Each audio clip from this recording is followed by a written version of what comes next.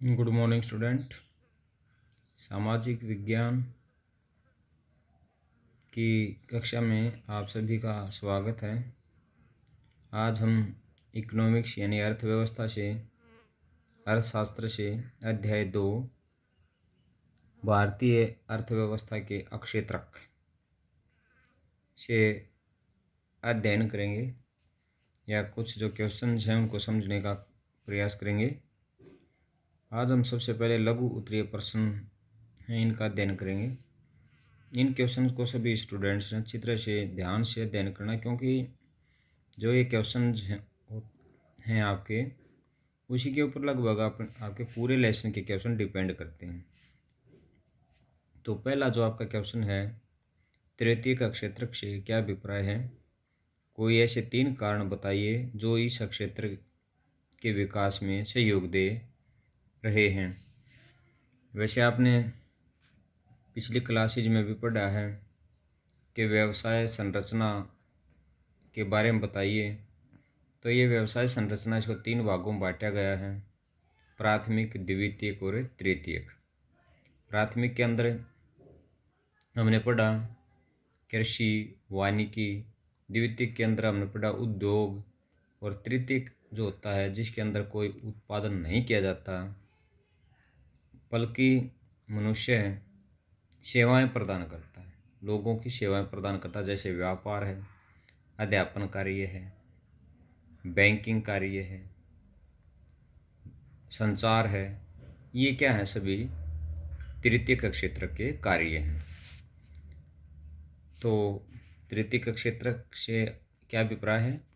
तृतीयक क्षेत्र वह है जो सेवाएं प्रदान करता है, जैसे बैंकिंग, संचार, व्यापार और परिवहन आदि। यहाँ तक आप लिख सकते हो। यदि आप आगे लिखोगे तो वो भी लिख सकते हैं, लेकिन आपका जो अभिप्राय आपसे पूछा गया तो यहाँ तक वो कंप्लीट होता है। अब इसके बाद आता है तृतीयक क्षेत्र के में वृद्धि करने वाले कारक निम्नलिखित हैं। तो ये जो लाइन है, आप नई लाइन से शुरू करोगे इसको। निम्नलिखित है। नंबर 1, किसी भी देश में अनेक सेवाओं जैसे अस्पताल, शैक्षणिक संस्थाएं, डाक एवं तार सेवा, थाना, कचहरी, ग्रामीण प्रशासनिक कार्यालय आदि की आवश्यकता होती है। इनमें से आप जितने भी पॉइंट लिखो लिख सकते हो।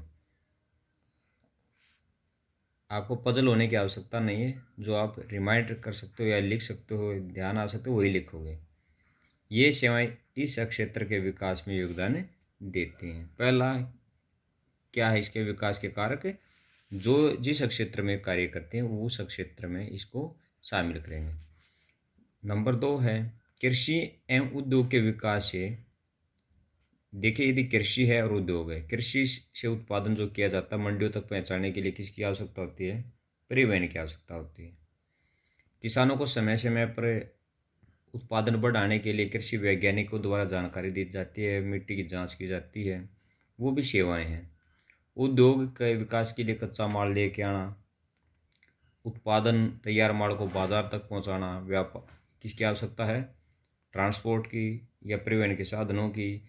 और जो ये लेन देन किया जाता है वो क्या कहलाता है? व्यापार कहलाता है। तो क्या लिखा है? कृषि एवं उद्योग के विकास से परिवहन, व्यापार, भंडारण जैसी सेवाओं का विकास होता है। यहाँ पर हमने परिवहन और व्यापार पर इसके बारे में बताया। भंडारण का मतलब है जब किसी उद्योग में कोई किसी सामान का उत्पादन किया जाता है तो उसको क्या करा जाता है? स्टोर के अंदर रखा जाता है, तो वो क्या कहलाता है? भंडारण कहलाता है। इसके बाद जैसे जैसे आय बढ़ती है, कुछ लोग अन्य सेवाओं जैसे रेस्तरां, पर्यटन, शॉपिंग, निजी अस्पताल, निजी विद्यालय इत्यादि की मांग शुरू कर देते हैं। यानी जिसके पास पैसा है, अब वो क्या करेगा? जिसके पास पैसा, अपना पैसा शॉपिंग मॉल खोल लेगा, होटल खोल लेता है। वो अपना, यदि डॉक्टर है, डॉक्टर सेवा प्रदान कर रहा है तो वो अपना निजी क्लिनिक खोल लेता है, निजी विद्यालय भी खोल लिए जाते हैं। तो ये इसके प्रमुख विकास के सहयोग कारक हैं, जो सहयोग दे रहे 3 प्रमुख कारक हैं। अब इसके बाद आता है प्रश्न नंबर 2, पिछले 30 वर्षों से किस प्रकार तृतीयक क्षेत्र भारत में सबसे बड़ा उत्पादक का क्षेत्र बन गया है।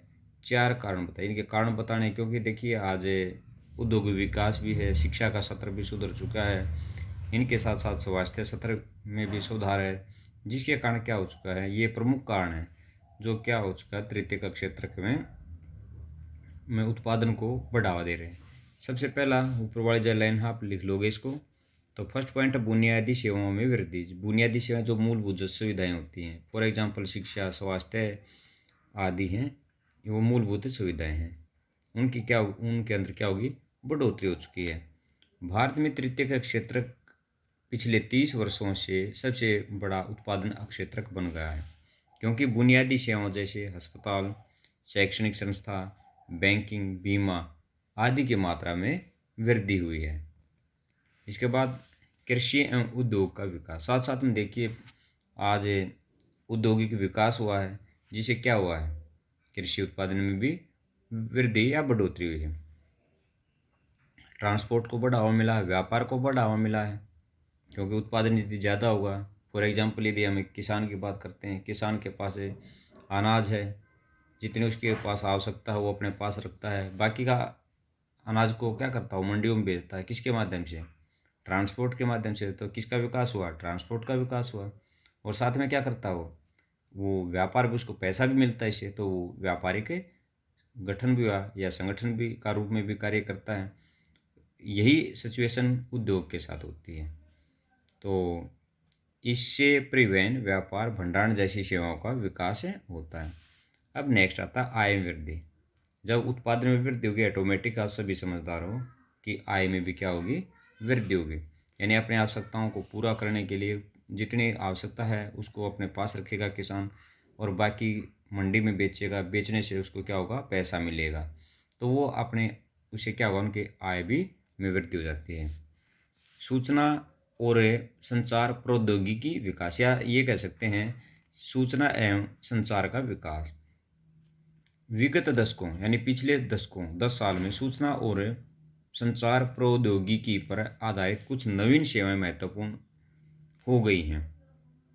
इन सेवाओं में उत्पादन में वृद्धि हुई है, जिससे तृतीयक क्षेत्र का विकास बढ़ा। फॉर एग्जाम्पल इंटरनेट आप प्रयोग करते हो, जिसके माध्यम से हम बहुत सारे कार्य घर पे बैठ के कर सकते हैं। फॉर एग्जांपल यदि हम शिक्षा की बात करें, आज आप जो स्टडी कर रहे हो, ऑनलाइन स्टडी चल रही है, तो वो किसका माध्यम है, संचार का ही एक प्रमुख स्रोत है। भारत में पाई जाने वाली सामान्य बेरोजगारी कौन सी है? देखिए वैसे हमारा देश ग्रामीण क्षेत्र हमारा देश में अधिक है, या ग्राम प्रधान हमारा देश है, तो अधिकतर जो कृषि, जो हमारी अर्थव्यवस्था वो कृषि के ऊपर डिपेंड करती है। तो अधिकतर जो बेरोजगारी है वो कृषि पर आधारित है। यानी कृषि कार्य में आपको पता है कितने समय तक आपको कार्य मिलता है, कितने समय तक आप कार्य करते हो। फॉर एग्जांपल फसल की बुआई करनी है, फसल की कटाई करनी है, उस टाइम पे आपको कार्य मिलता है, लेकिन बीच का जो समय होता है उस टाइम पे आपको कोई कार्य नहीं मिलता। तो ये क्या है, बेरोजगारी है। यदि हम शहरी क्षेत्र की बात करते हैं, जो शिक्षित लोग होते हैं उनको अपनी इच्छा के अनुसार कार्य नहीं मिल पाता या योग्यता के अनुसार कार्य नहीं मिल पाता, तो वो भी एक बेरोजगारी का ही उदाहरण है। तो हम यहाँ पर हमसे क्या पूछा गया है कि भारत में पाई जाने वाली सामान्य बेरोजगारी कौन सी है? भारत में पाई जाने वाली सामान्य बेरोजगारी दृश्य बेरोजगारी होती है, यानी जो दिखाई देती है, जो प्राय ग्रामीण क्षेत्रों में पाई जाती है। इसके साथ खुली बेरोजगारी जो प्राय शहरी क्षेत्रों में पाई जाती है। प्राय ये देखा जाता है कि जब अदृश्य बेरोजगार गांव से शहरों की ओर आते हैं, तो वे शहरों में खुले बेरोजगार बन जाते हैं। यानी वो अपने यहाँ पर शहरी क्षेत्र की बात की, जो शिक्षित लोग हैं वो क्या करते हैं, रोजगार की तलाश में जाते हैं। तो लेकिन वो शिक्षित हैं, वो अपने योग्यता के अनुसार उनको रोजगार या काम नहीं मिल पाता।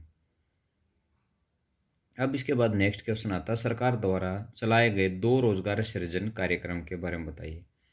तो ये क्वेश्चन है, ये आज के लिए लास्ट क्वेश्चन भी होगा, जो आपको लिखना भी है और याद भी करने हैं।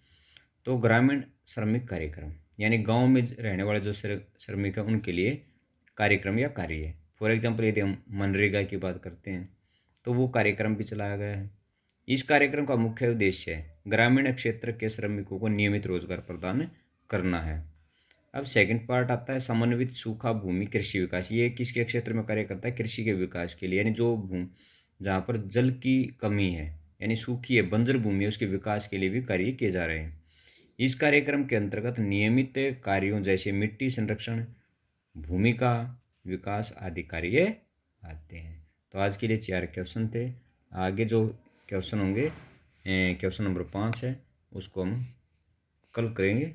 तब तक के लिए धन्यवाद। आपका दिन मंगलमय हो।